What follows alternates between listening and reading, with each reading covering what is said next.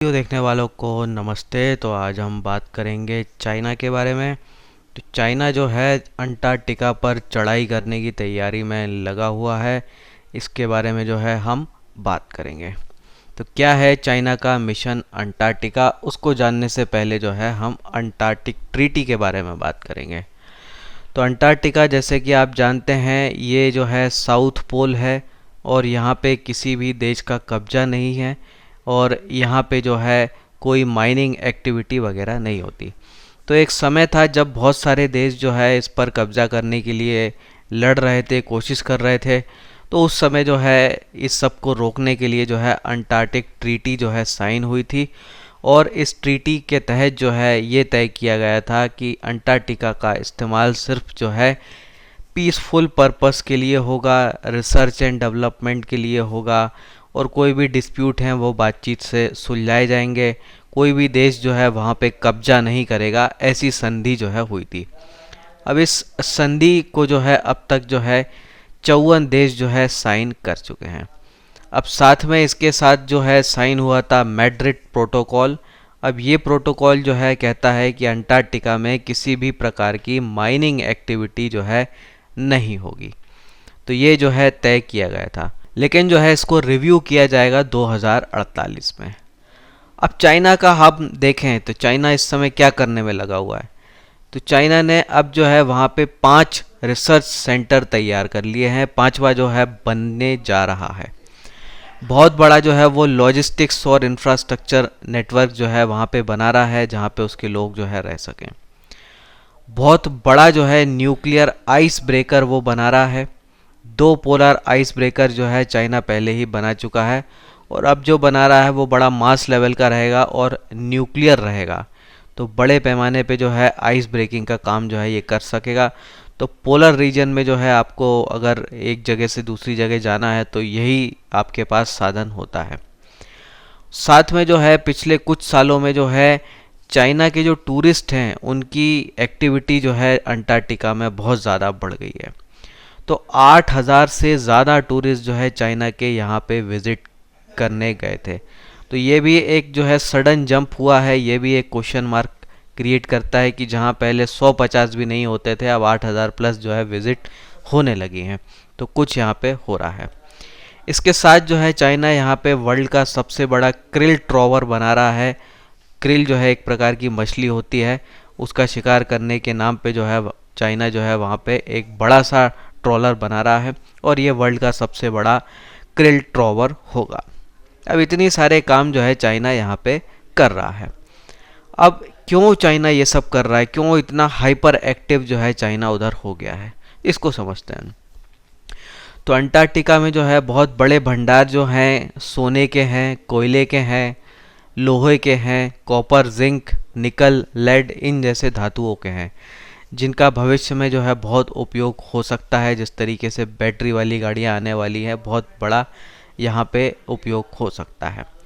Antarctica से लगा हुआ एक है रॉस सी और ये रॉस सी जो है यहाँ पे ऐसा एस्टीमेट है, ऐसा अनुमान है कि यहाँ पे 50 बिलियन बैरल जो है तेल है। ये बहुत बड़ा अमाउंट हो जाता है। साथ में वहाँ पे 100 ट्रिलियन क्यूबिक मीटर जो है वो नेचुरल गैस भी पाई जाती है। तो ऐसा जो है वहाँ पे अनुमान है। अभी क्योंकि वहाँ पे माइनिंग एक्टिविटी पे पूरी तरह रोक है तो कोई भी देश जो है वहाँ पे इस प्रकार की एक्टिविटी नहीं कर सकता। लेकिन ऐसी उम्मीद की जा रही है कि भविष्य में ये रोक हट जाएगी। क्यों हट जाएगी?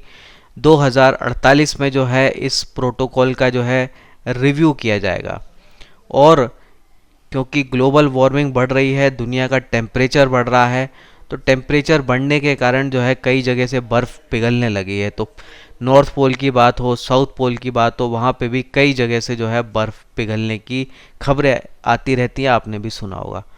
तो जिस तरीके से अभी तापमान बढ़ रहा है, आगे चल के अगर और बढ़ता है तो अंटार्कटिका जो है पहले से बहुत ज़्यादा एक्सेसिबल हो जाएगा, यानी वहाँ पे आना जाना जो है काफ़ी ज़्यादा आसान हो जाएगा। और ऐसी उम्मीद भी की जा रही है कि दुनिया में 2048 तक एक एनर्जी क्राइसिस आ सकता है। हो सकता है क्रूड या कोयला या गैस इन चीज़ों की कुछ कमी हो जाए और ऐसी स्थिति अगर होती है तो ये सारे सभी देश जो हैं जिन्होंने ये प्रोटोकॉल साइन किया हुआ है, ये इस बात के लिए तैयार हो जाएंगे कि वहाँ पे माइनिंग करने की परमिशन जो है अब दे दी जाए। सब देश जो है वो म्यूचुअली माइनिंग करने के लिए हो जाएंगे। अब अगर ये ऐसा एग्रीमेंट करते हैं सारे देश, तो फ़ायदा किसको मिलेगा? फ़ायदा सिर्फ उसको मिलेगा जो पहले से ही तैयार है, जिसने पहले से ही अपना जो है मशीनरी रेडी कर रखी है, जिसने पहले से ही अपना लॉजिस्टिक्स इंफ्रा नेटवर्क जो है वो बना लिया है। तो ऐसे ही देश जो है इसका बड़ा फ़ायदा उठा पाएंगे। चाइना इस चीज़ को समझता है और इसीलिए जो है वो एक्टिव हो गया है और बहुत पहले से एक्टिव हो गया। तो आप देखिए 2048 अभी कितना दूर है, लेकिन चाइना की एक्टिविटी जो है यहाँ पे शुरू हो गई है।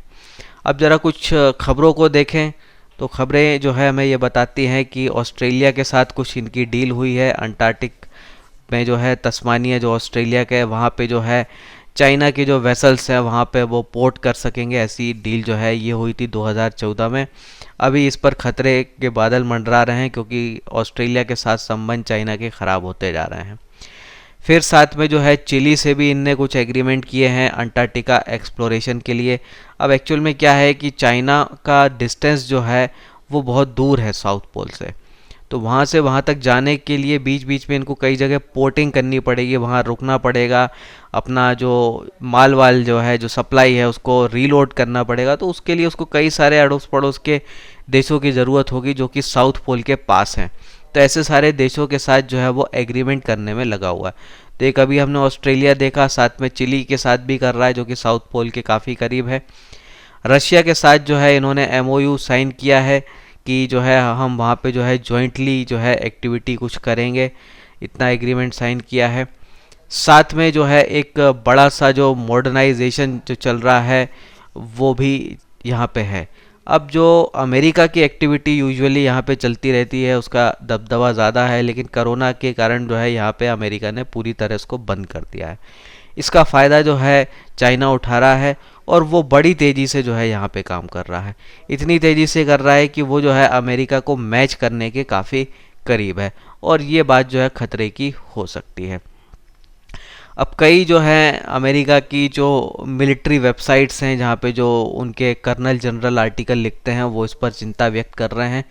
तो वो कह रहे हैं कि अमेरिका को अपना मिलिट्री पावर जो है वहाँ पे उस रीजन में बढ़ाना पड़ेगा चाइना को काउंटर करने के लिए। तो ऐसी बातें जो है आ रही हैं।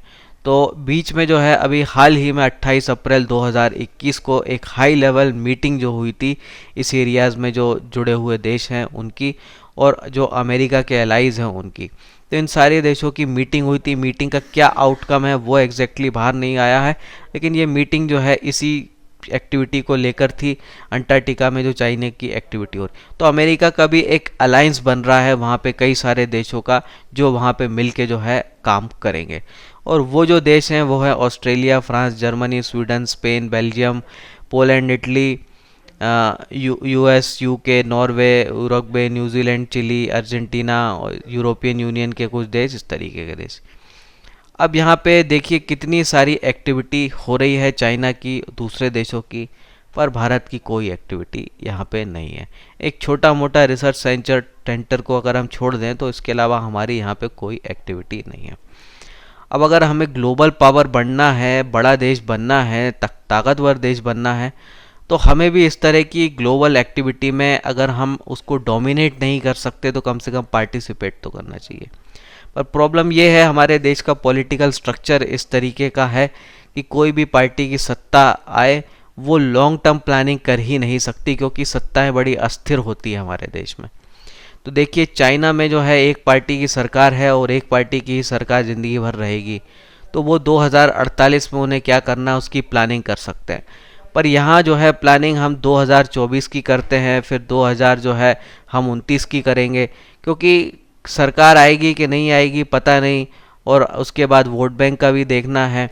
तो इतनी दूर की प्लानिंग जो है हम कर ही नहीं पाते हैं और ना ही हम जो है उस चीज़ों पे अपना पैसा जो है एलोकेट करते हैं। तो ये जो है एक निराशाजनक बात है कि हमारी यहाँ पे कोई एक्टिविटी नहीं है।